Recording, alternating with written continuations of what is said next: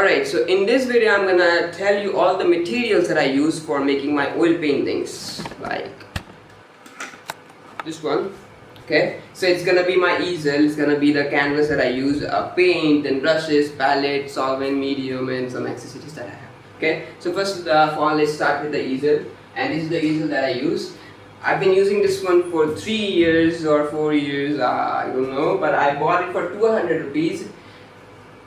Unfortunately, I won't be able to give you the link because I bought it from my local art store and it's not even required. Why? Because this one is not good.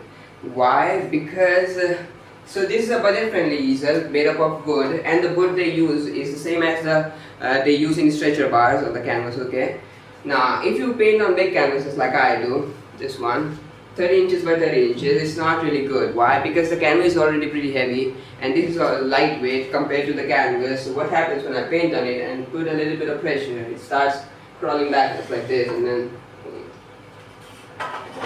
so this is the case. But if you paint anything smaller than that one, like just say anywhere around 20 inches, one example would be 18 to 24 inches, you're fine. But anything beyond that, and if you're short-tempered, I won't really recommend it. I can compromise. See, I really compromise a lot, so it's fine with me. But if you are short-tempered, please don't buy it. You might ruin your painting, okay? Or this. And how it works is pretty simple. These are two support in here, frame, and you get this support in here for keeping the canvas, and two jammers. And these are two elevation level that you can see on both sides. All are wooden, same wood used. Okay, so two jammers. All you do is just put it like this, put it in, and there you have it. Now when you are standing, this is fine. When you're sitting, it's good to go. Okay, this is how it is. Now the canvas. Now again, won't be able to give you any link because this one is also generic, non-branded.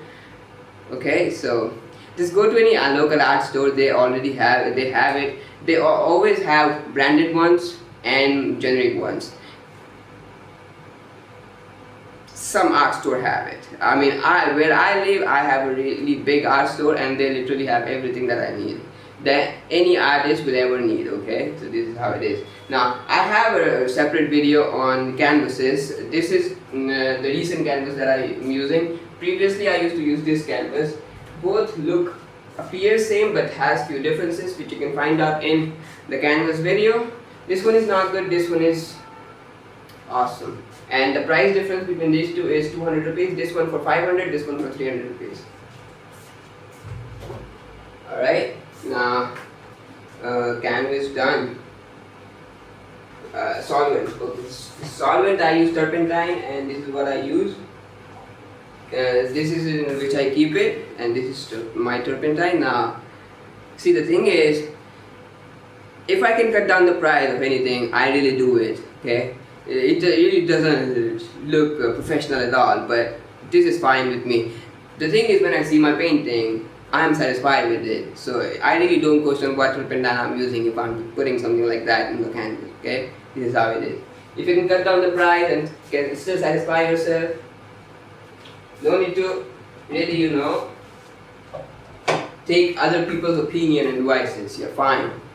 Same goes for linseed oil as well. But yes, if you can afford camel ones, good to go. This one was for 100 rupees for 1 liter. If you buy the camel one, that would be 100 rupees for just 100 ml. 10 times cheaper, this one. And then the linseed oil is these are their in-house production. That turpentine won't you will have to go to a paint shop instead of art store.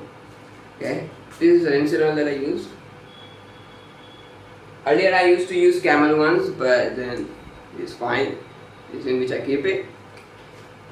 50 ml for 30 rupees, 100 ml for 60. So you save 40 rupees if you buy the camel one.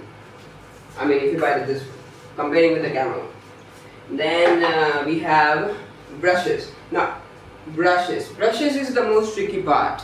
Okay, why? Because there are a lot of options. The shape and the size and the material, the feel, the brand. So this is like if you're a beginner, it can be a little bit confusing and overwhelming, like where to start. So, but after you making few paintings, after progressing, you will realize it's not that hard. all you need is few brushes and you will have your own style. Like I paint realistic style painting, photorealistic painting, and this is all I need. Right now I have 9 to 10 brushes active for this painting, and all the brushes are same. You can see that. All the brushes shape and size, everything is same. Okay, why so many brushes then? Because I paint photorealistic painting. So what happens is if you keep some more options, like 2 for, let's just say, mid-tones, and 2 for highlight, 2 for shadows, 1 for black, 1 for white, 1 for blue, 1 for green, 1 for yellow, 1 for brown, your colors won't get muddy, and it's a really good thing. You should keep if you paint photorealistic style painting. Okay, and then I have few more brushes that I use occasionally for different purposes. I'm going to show you now. So first of all, these are again synthetic hair and very soft, which you can use for varnishing or blocking in or oiling out large areas. Let's just say you are in the initial stage of this painting and you want to block this whole thing with brown. Would you use that? No, it's gonna take a lot of time. This is how you save time. Is that fine? Let's just say you are oiling out a specific area, just say this part. You can use this 1-inch brush, okay, instead of those ones. Okay. You are glazing. Let's just say you are glazing this white of the eye, really small area. You can use. See, the thing is, I have these options. That's why I use it. So that one was 0.5 inches. Okay, and this one is 1.5 inches. Okay, so that's it. And now I'm gonna show you a few shapes and few size and stuff like that. So first of all, we have this. This is called filbert shape. Okay, now how it makes a difference. The thing is, if you use filbert shape instead of the regular flat shape, what happens is your strokes are going to be a little bit softer and smoother. That's how it is. Okay, and then this is called bright. Brights are a little less in length than the flat ones. Okay, for a little bit more control, nothing else. This is flat synthetic hair. This is angular synthetic hair. Each and every piece is unused. Why? Because of more options, more stress, nothing else. At the end, you just need few, and that's fine. Then this hog hair. This is another type. This is not synthetic. This is very coarse, rough, stiff. Okay. So this is really good when you make impasto style painting and you don't want to use palette knife. Why? Because this has much more dragging power and it will give you much more texture. These are stiff, so it's gonna really, it drags the paint. And when you are doing impasto style painting, or let's just say loose painting, so what happens? You want your brush strokes to be more highlighted. Okay, you want to show that. So when you use that, you're gonna have that. And then yes, one more thing. So you see now, this is what I'm using currently. Very lightweight. This is long handle brush, this is short handle brush. When to use long handle, when to use short handle. When you are making realistic style painting, use short handle because you hold it like that for more control and precision. You don't really want that much extra weight hanging around, okay? And when you are making loose painting, let's just say you want the painting to be more organic, raw feeling, more softer, and you want to highlight those brush strokes, what you do is you use long handle and you hold it like this. Automatically, naturally, you will hold it like this and you will paint. What happens is when you paint like this, your brush strokes will be random and more highlighted. And why it happens scientifically? Because the weight of this whole thing is, in front of your hand. So, just that. So this is how it works, okay? And anything else about the brushes? Okay. So yeah, that's it. Now paint and palette, okay? So this is the paint that I use, and this is the only brand that I use. Camel Artist Oil Color, only if it focuses now. Yes, Camel Artist Oil Color, and this is the only brand that I use, and it's really good for the price. And this is my palette, and I'm proud of it. It's a piece of beauty on its own. This is nothing but brown paper, plastic coated so the paint don't stick, and canvas 24 by 20 inches depending how large you need. And best part about it is when you're done with the painting or you want a new palette, you don't have to clean it or anything, just ₹2 of investment and you got it, the new palette. Okay, now I'm going to show you the paint I use, like which colors that I use. So I'm gonna tell you from here. So this is black, ivory black, okay, then this is white, titanium white when I'm painting, like generally most of the time, flake white when I'm doing glazing work. This area is for brown. A lot of brown you will see because my paintings are mostly warm and brown based. Like brown really dominates my painting, that's what I'm saying. So this is burnt sienna, this is yellow ochre. I also use raw sienna when I want to tone down my brightness. And then this is lemon yellow or chrome yellow hue when I am glazing. Okay, see the thing is I don't really, my values are always muted. I don't really use bright colors, that's why.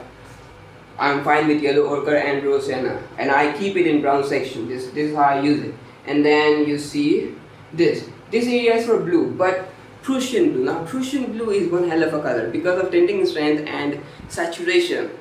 Like, it's disgusting how bad it is, but this is what makes this color so good. I mean, when I want to use flat black in my painting, I don't use ivory black. Instead, what I will do is I will use this Prussian blue, and then to cut down the saturation level, because this is complete blue, okay, and you're using black. So what I do is I mix vermilion hue or this burnt sienna. I mix it and then I get rich black. It's still black but even more richer. Okay, in here you will see.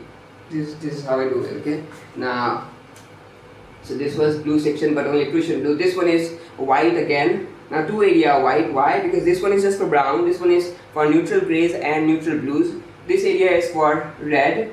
For skin tone I use vermilion hue, but when I'm painting sky I also use cadmium red or scarlet or crimson. Okay, and then this area is for blue. Other than the Prussian blue, I also use ultramarine blue for skin tones.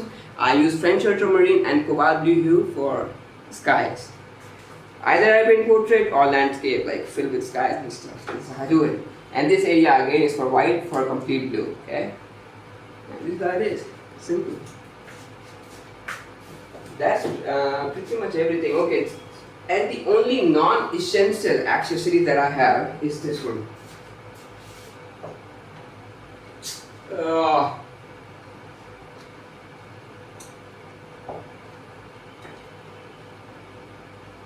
Okay, so this I initially bought this for washing my brushes, but ended up using as a brush holder, and it's really good. Why? Because I paint realistic painting. I don't want my brush to get dirty, dusty, or muddy, and it organizes well, and I like it. Okay, this one is from the brand Brustro, and I actually bought it online from Amazon, but 4 years ago, so I don't really know if it's still available. But yeah, 300 is what I paid for it. And that's pretty much everything that I use to make these paintings. Okay, now if you have any kind of question, you can definitely ask in the comments.